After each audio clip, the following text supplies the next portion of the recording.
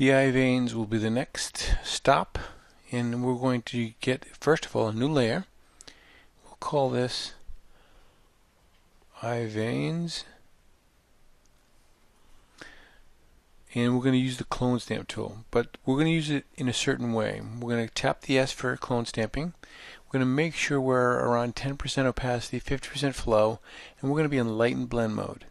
Very important to set your tool up this way and get a very small brush, because we're going to be very subtle about this.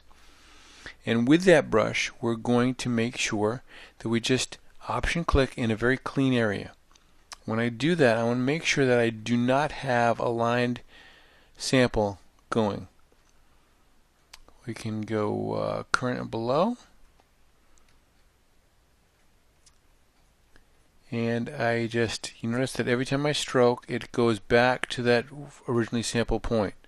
And if I get a little bit too carried away, I can back off. Option click. Bring back the opacity, maybe even a little bit more.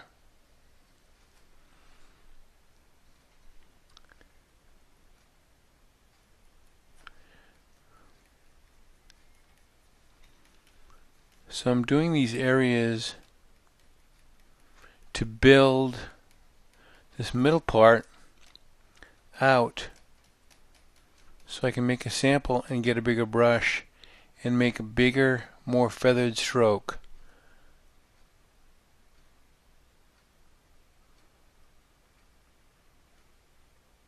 So I get a bigger brush, option click in the center here, and now I can go out into the edges here and feather in a subtle change.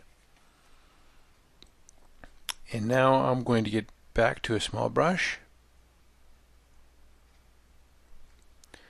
Option click on this other side.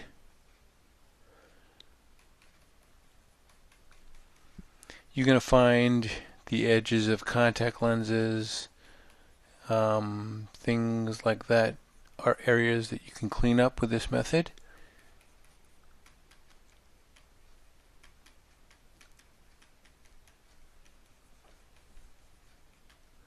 Once I get a larger area, I can get a larger brush.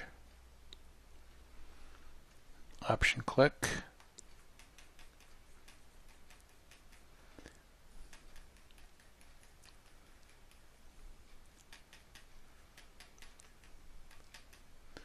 I'm not looking for this to be absolutely perfect, but I want it to be fairly close.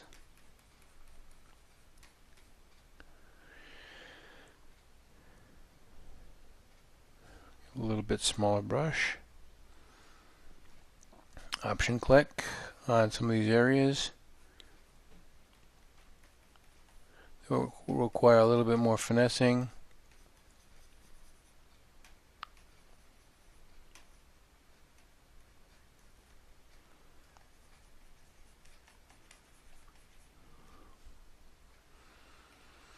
And that's okay as far as we go here. I mean, we're going to back off the opacity and blur that out a little bit to finalize that.